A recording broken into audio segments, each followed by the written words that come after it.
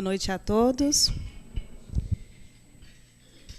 É com muita alegria e que eu inicio agradecendo a Deus a oportunidade, ao Luz e Amor pelo convite e pelo acolhimento ao longo aí de mais de 30 anos.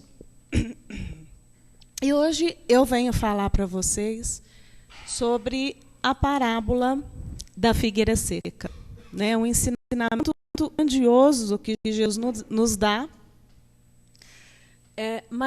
e que fala, né? Aí nós estamos no capítulo 19, a fé que transporta montanhas, né? E os estudos anteriores falando sobre a fé. A parábola da figueira não é diferente. Ela vai falar, a essência da parábola é a fé, né? Mas antes que nós falemos sobre a fé, faz-se necessário nós mergulharmos, nós viajarmos lá no tempo de Jesus, né? Compreender o porquê que Jesus fazia, né? Ensinava através de parábolas, né? Então, o ensinamento de Jesus na parábola da figueira seca, ele começa quando Jesus convida seus apóstolos, né, para irem em Jerusalém. E no caminho, Jesus sente fome.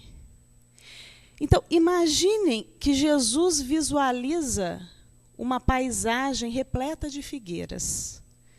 E dentre essas figueiras, apenas uma se destaca. Apenas uma está à frente do seu tempo, né, ali. Porque não era tempo de figos, né? E aquela figueira chama a atenção de Jesus. Jesus tinha fome. Se aquela figueira já tinha suas folhas, já tinha passado pelo processo natural, né, sendo o seu próximo passo frutificar, dar os figos, Jesus vai até essa figueira e espera encontrar algo a mais. Esse algo a mais, o evangelista Marcos não nos diz que é figos. Não é? E faz-se necessário também nós entendermos o que é a fome de Jesus. Será que essa fome biológica que nós sentimos? Qual era a fome de Jesus? Então, se nós formos lá no Evangelho de João, capítulo 4, versículo 30 a 34, esse que eu coloquei aí é o 34, nós encontraremos a definição de fome para Jesus. Disse-lhes Jesus: a minha comida consiste em fazer a vontade daquele que me enviou, e realizar a sua obra. Então, Jesus tinha a sede, a vontade de realizar a sua missão divina, pelo qual ele foi enviado. Então, essa é a fome de Jesus. E ao interpretarmos essa fome de Jesus, essa ida de Jesus até a figueira seca, nós podemos aí relacionar com o povo hebreu. Aquele povo que tinha um preparo espiritual, pois passou-se aí 1000 anos, né? Reencarnando centenas de profetas, ensinando as lições divinas. um povo que já deveria estar, ele estava preparado, né? Mas as suas ações não estavam condizentes com o teu preparo espiritual. Então, é aquela figueira frondosa, né? A figueira pronta para dar os frutos e não frutifica. Então, quando Jesus chega na figueira, ele não encontra os frutos e amaldiçoa. E quando nós lemos a parábola e pensamos, Jesus, na sua bondade, amaldiçoar a figueira, não faz sentido, né? Não vai de encontro com os ensinamentos de Jesus. Mas naquela época, falava-se através das parábolas, né, das encenações proféticas, né? Encenações essas que, na maioria das vezes, eram de ações chocantes. Então, nos choca quando nós lemos na parábola que Jesus amaldiçoa aí a figueira, né? E voltando ao povo hebreu, esse povo monoteísta, né, já com preparo espiritual e que não estava praticando conforme o seu preparo espiritual, porque dotados do orgulho, se perderam aí na essência divina, perderam a ligação, né, com toda essa espiritualidade, né, essa essência divina. Então Jesus amaldiçoa e seca completamente a figueira. E quando ele seca a figueira, ele vem nos mostrar que a religiosidade, a fé, a religiosidade não faz sentido sem a sua prática. Não basta que nós venhamos ao centro espírita ou qualquer outra casa que propague os ensinamentos de Jesus, absorvamos aquele conhecimento, aquele ensinamento de Jesus e fica por isso mesmo. Aquele conhecimento, ele tem que entrar em nós, tem que promover a transformação da nossa transformação. Promover a nossa transformação, e para fazer sentido tem que haver a prática. Senão, estaremos todos como a figueira seca. Uma figueira que tinha tudo para produzir o fruto, mas não o deu. O fruto, lá na epístola de Paulo aos Gálatas, no capítulo 5, versículo 22, explica o que é o fruto dessa figueira. Mas o fruto do Espírito é amor, alegria, paz, longanimidade, benignidade, bondade e fidelidade. Todas as virtudes capazes de transformar todo aquele egoísmo do povo hebreu. Então, quando Jesus vai buscar o fruto na figueira, na verdade, Jesus está buscando esse algo a mais que está faltando naquele povo, que tem todo o conhecimento espiritual, mas não tem a prática, porque se perdeu aí no orgulho.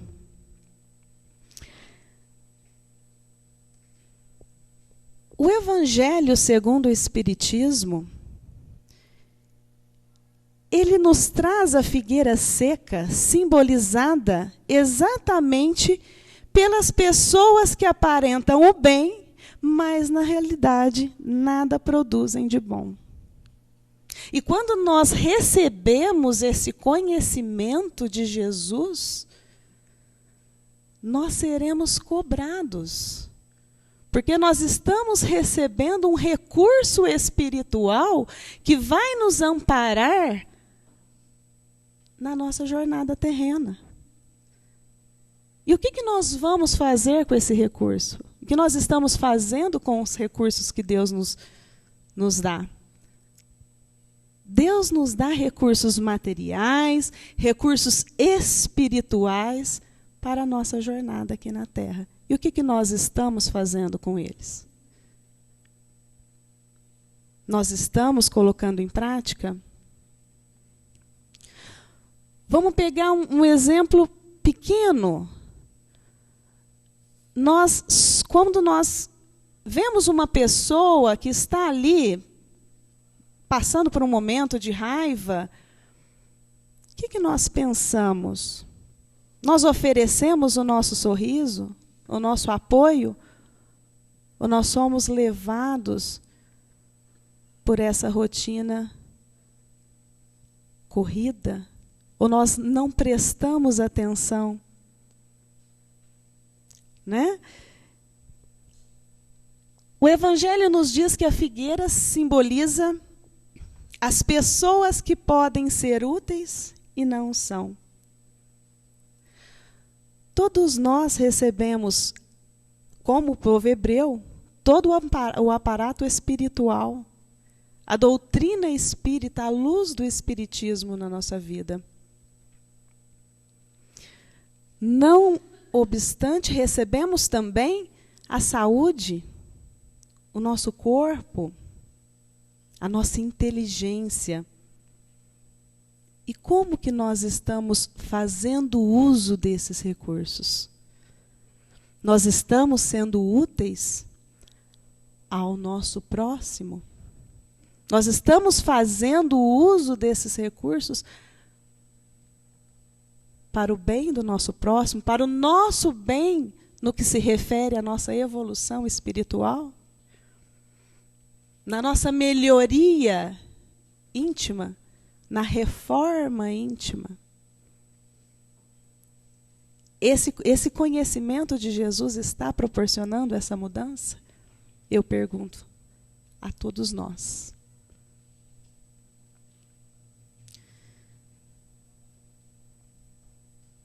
E quando Jesus fala sobre a fé verdadeira, a essência dessa passagem de Jesus, porque quando Jesus retorna com os seus discípulos, eles logo percebem que aquela figueira está seca até a raiz.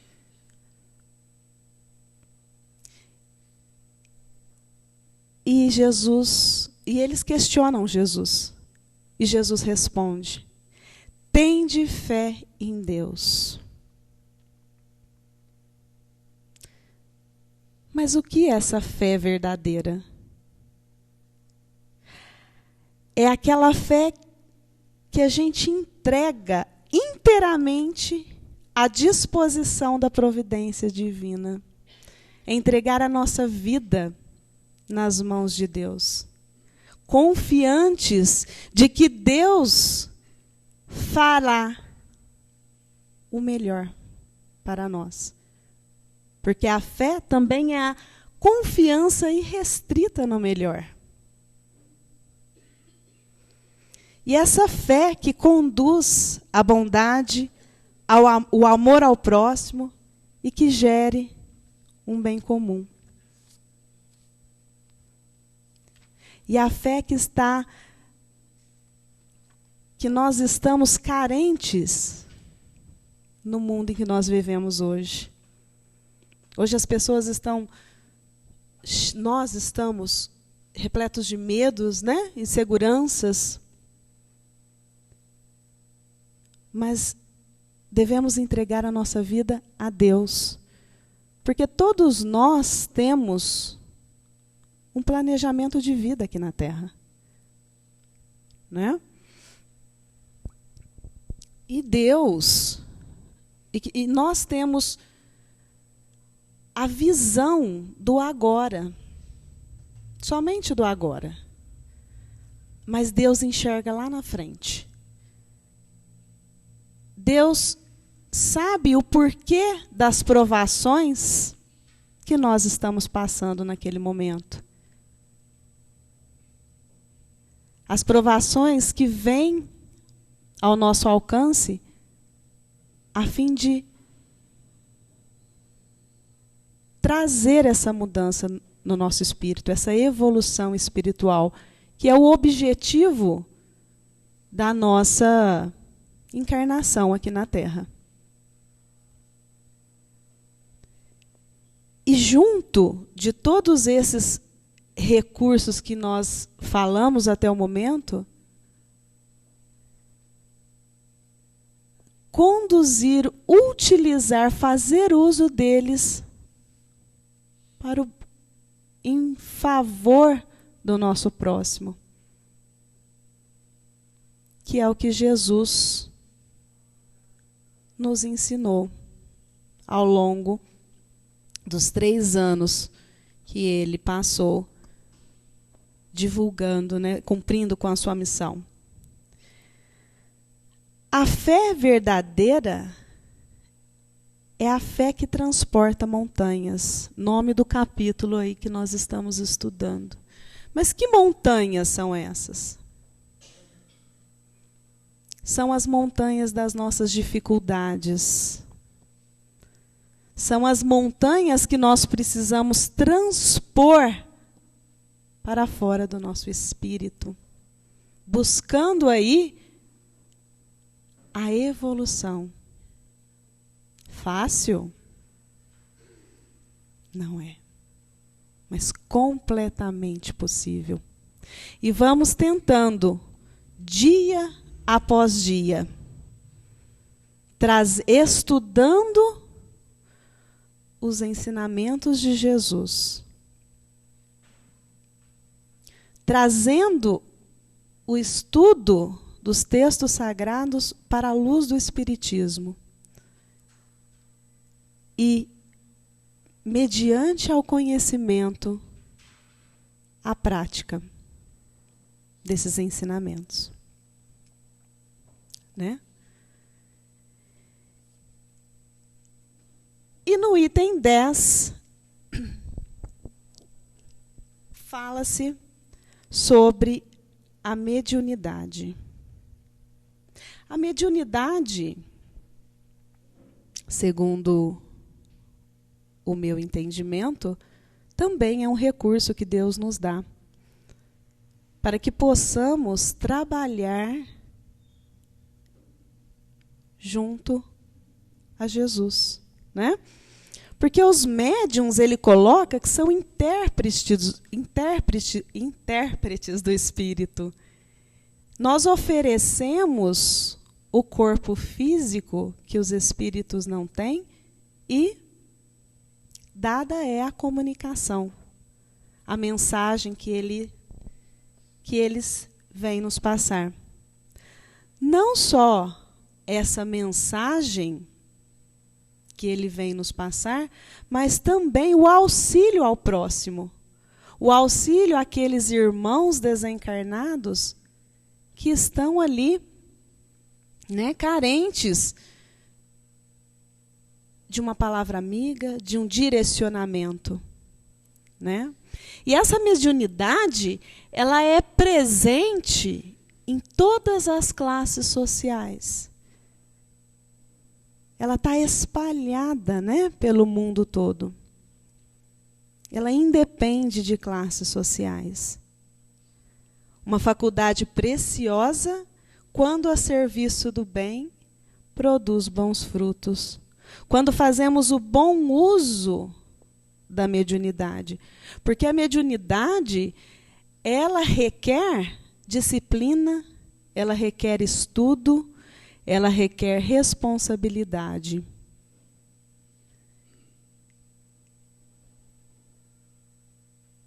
são como árvores que devem dispensar o alimento espiritual aos seus irmãos.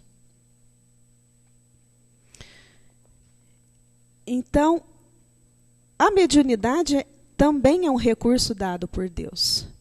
E quando nós não fazemos o bom uso dessa mediunidade, Deus retira. Retira aquele dom que está sendo inútil. Né? Ele está sendo inútil, porque ele não está produzindo bons frutos. Não é?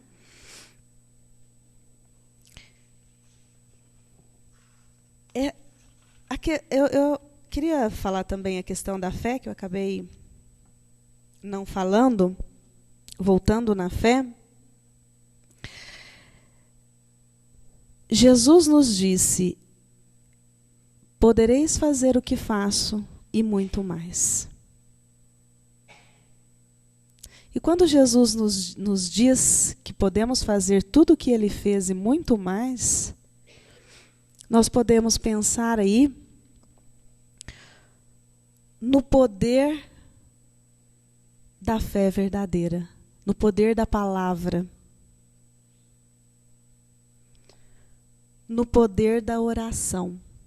Tudo que nós pedirmos em oração, seremos atendidos, desde que tenhamos fé, desde que nos entregamos a Deus, ao cumprimento da nossa missão aqui na Terra, ao cumprimento de tudo aquilo que nós viemos fazer aqui na Terra. Nós estamos cumprindo?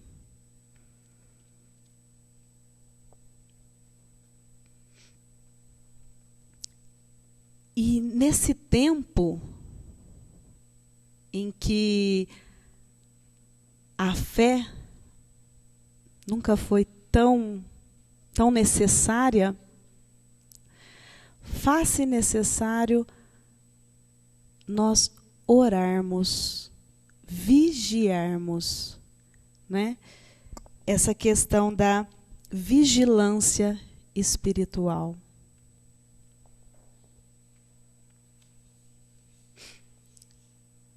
E Humberto de Campos, ele conta, né, ele narra um caso do desencarne de um orador espírita que tinha um senhor que ficava, né, lá no fundo do centro espírita, sempre quietinho no lugar, sempre presente, nunca faltava, e o orador lá em cima explanando, explicando os ensinamentos de Jesus. E ao desencarnar, esse orador, submetido das dificuldades, né, que todos nós enfrentaremos, vem em seu auxílio aquele senhor que estava lá atrás. E ele se choca. Mas como? Você? E o Senhor lhe responde: sim. Mas como? Não, é que eu praticava tudo aquilo que o Senhor dizia. Mamãe conta de uma forma diferente, né? As casas no plano espiritual, a casa mais chique, né? A casa mais pobre, mas a essência do ensinamento é o mesmo, né? A prática no bem, a prática do ensinamento de Jesus, o cumprimento da nossa missão aqui na Terra, o cumprimento da nossa missão enquanto pais, enquanto profissionais, na família, o exercício da paciência, que está faltando, né, no mundo em que a gente vive. E nós, quando recebemos esse conhecimento de Jesus, ao sairmos, nós somos imediatamente testados. E aí? Passamos no teste?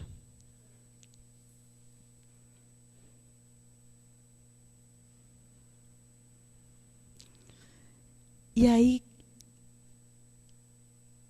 é quando os ensinamentos de Jesus vêm dizer a questão dessa prática, né? A questão de nos empenharmos em colocar em prática, porque não é fácil, é um exercício, é um hábito. Né? Então, se a gente tem um hábito ali, de repente, de brigar no trânsito, né? A gente se empenhar naquele nosso defeito e ir até o momento em que em que nós conseguimos controlar ali aquele acesso, né? Aquela fúria, né? Controlar aí as nossas emoções. E eu gostaria de encerrar dizendo a vocês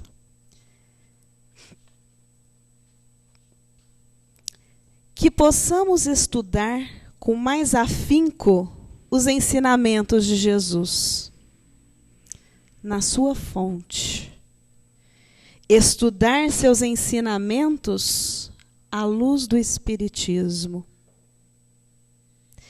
E que estes possam produzir em nós a transformação necessária para que possamos colocar em prática cada vez mais esses ensinamentos nas nossas vidas.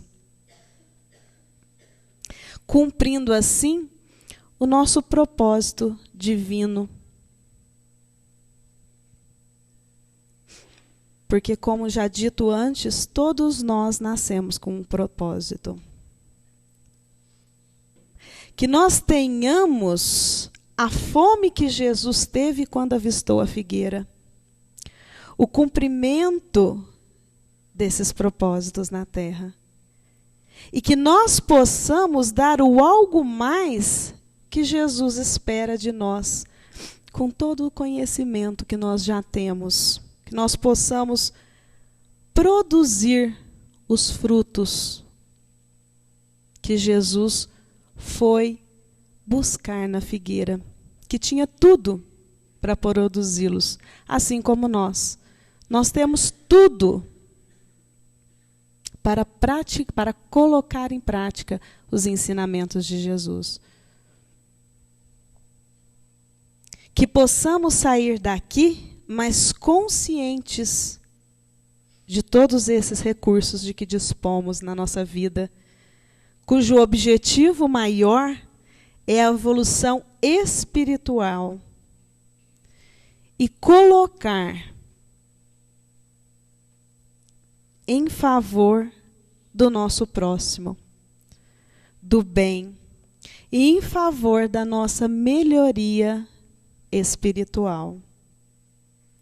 E que a nossa fé seja verdadeira, nos possibilitando compreender os propósitos divinos em nossa vida e assim produzir bons frutos. Pois muitos serão chamados, mas poucos são os escolhidos. Que a paz de Jesus esteja conosco e que nós tenhamos um excelente fim de noite. Muito obrigada.